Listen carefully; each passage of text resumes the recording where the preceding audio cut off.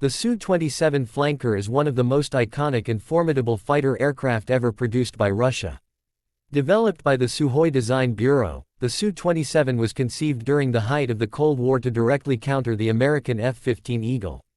In many ways, it was a bold answer to a challenge, a powerful, long-range air superiority fighter that would not just match its Western counterparts but outperform them in key areas such as maneuverability, endurance, and weapon load. The genesis of the Su-27 began in the 1960s and 70s, when the Soviet Union recognized that the United States was pushing the boundaries of air combat with the development of high-performance fighters like the F-14 Tomcat and the F-15 Eagle. The Soviets needed something equally potent, and perhaps even more flexible. The result was the Su-27, which first flew in 1977 and entered service with the Soviet Air Forces in the mid-1980s. From a design standpoint, the Su-27 was nothing short of revolutionary.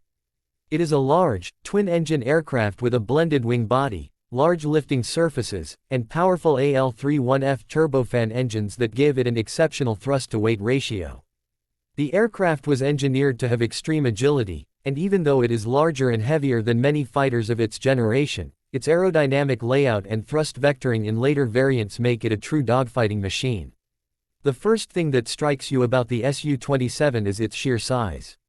It is approximately 21.9 meters long with a wingspan of 14.7 meters, giving it a very broad and imposing profile. But what's remarkable is that despite this size, the aircraft is incredibly nimble in the sky. In fact, its agility became its calling card, especially after it famously performed the Cobra maneuver, a breathtaking aerobatic maneuver that involves lifting the nose of the aircraft to 90 degrees or more while flying forward, then quickly returning to level flight. This move demonstrated the extreme control authority of the Su-27 and became a symbol of its agility. Under the skin, the Su-27 was packed with capable technology for its time. It featured a radar system that allowed for beyond visual range targeting and tracking of multiple targets. The radar, called N001 Mayak, was capable of detecting targets at distances up to 100 kilometers or more, depending on the size of the aircraft. It also had infrared search and track (IRST) capabilities, which allowed it to passively detect and engage targets without emitting radar signals, a critical advantage in stealthy or electronic warfare environments. Armament-wise, the Su-27 is a true beast. It typically carries up to 10 air-to-air missiles, including R-27 semi-active radar homing missiles and R-73 short-range infrared-guided missiles. It is also equipped with a 30mm GSH-30-1 cannon with 150 rounds, giving it close combat capability.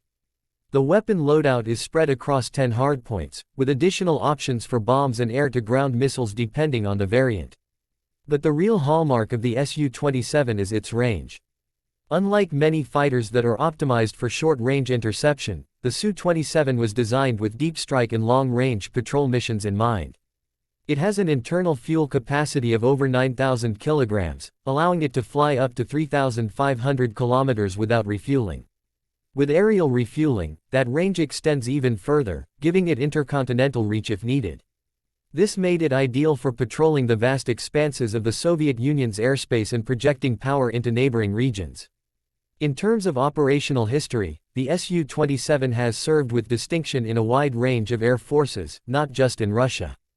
It was exported to several countries including China, India, Ukraine, Vietnam, and Angola.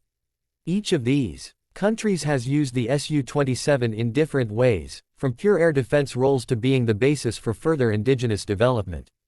In China, for example, the Su-27 formed the foundation for the development of the Shenyang J-11, which is a locally produced and upgraded derivative of the flanker. The aircraft saw limited combat in the 1990s and 2000s, including brief skirmishes during the Eritrean-Ethiopian War, where Su-27s reportedly shot down several MiG-29s. These engagements highlighted not just the aircraft's firepower, but also the quality of its avionics and pilot training. Though it hasn't seen extensive large-scale combat, it has consistently proven itself as a deterrent platform and a high-performance fighter with excellent survivability. As the Su-27 aged, several variants and upgrades were introduced to extend its capabilities. The Su-27 SM was one such upgrade for the Russian Air Force, introducing improved radar systems, expanded weapons compatibility, and modernized cockpit displays. Export variants like the Su-27SK and Su-27UB trainer were sold with varying levels of avionics sophistication depending on the buyer. One of the most remarkable things about the Su-27 is how versatile its airframe has been over the years. It gave rise to a whole family of fighters and bombers, including the Su-30, Su-33, Su-34, and Su-35. Each of these aircraft is tailored for specific missions: multi-role operations, carrier-based missions, deep strike bombing, and supermaneuverable air superiority, but they all owe their origins to the original Su-27 design. That's a testament to how ahead of its time the flanker was in terms of design and engineering. The Su-35, in particular, represents the pinnacle of this evolutionary tree. Though it's sometimes seen as a separate aircraft, the Su-35 is actually a deeply modernized version of the Su-27. It features thrust vectoring engines, a more advanced radar system with AESA capability, digital fly-by-wire, and a redesigned cockpit. Compared to fifth-generation fighters, it still lacks stealth, but in terms of kinematic performance, it is arguably one of the best 4++ generation fighters in the world. Now let's talk about cockpit ergonomics. The early Su-27s were very much built with Soviet doctrine in mind: rugged, utilitarian, and built to last, but not necessarily designed for pilot comfort. The cockpit layout was cluttered and analog-heavy, with limited situational awareness tools. However, over time, with the SM upgrades and later variants, the cockpit was modernized with multi-function displays, better HUDs, and improved pilot interfaces. Still, compared to Western aircraft like the F-16 or F-22, it's fair to say the pilot workload in the older Su-27s was higher. The flanker's performance is equally legendary in aerial combat exercises. During international air shows and mock dogfights, Su-27s demonstrated incredible agility, often outperforming their Western counterparts in close-in engagements. Western pilots have often expressed deep respect for the Su-27, especially in WVR within visual ranged scenarios, where its powerful engines and aerodynamic design allow it to outmaneuver many rivals. That being said, the Su-27 does have its weaknesses. One of the most commonly cited issues is its large radar cross-section, making it less survivable in environments dominated by advanced surface-to-air missile systems or stealthy adversaries. Its avionics, while powerful in newer variants, lagged behind Western standards for many years. And the aircraft's maintenance footprint is significant. It is a complex, large machine that requires well-trained ground crews and substantial infrastructure to keep operational. Despite these limitations, the Su-27 continues to fly today in both original and modernized forms. Its legacy lives on not just in air forces around the world, but in the way it changed the trajectory of Russian fighter design. It proved that the Soviet Union could build a fighter that rivaled and in many cases exceeded the capabilities of Western aircraft. It also laid the groundwork for a family of combat aircraft that would serve well into the 21st century. In terms of aesthetics, the Su-27 is arguably one of the most beautiful fighters ever made. Its flowing lines, twin-tail design, and sleek canopy give it a predatory look, almost like a bird of prey in mid-flight.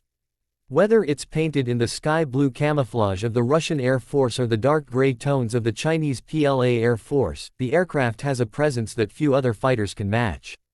It's not just a machine, it's a statement, a declaration of air dominance and national pride. One cannot overlook the influence the Su-27 had on global air combat strategy. Its long range and heavy payload forced NATO to reconsider its own air defense and interdiction strategies. It inspired Western aircraft designers to push further with stealth, networked warfare, and multi-role capabilities. In that sense, the Su-27 didn't just participate in the arms race, it drove it forward.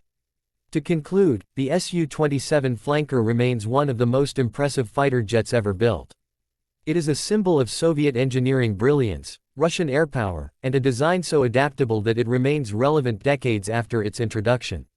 Its combination of range, power, and agility is nearly unmatched in its class, and its impact on both military aviation and geopolitical strategy cannot be overstated. For aviation enthusiasts, historians, and military analysts alike, the Su-27 is not just a fighter, it's a legend in the sky.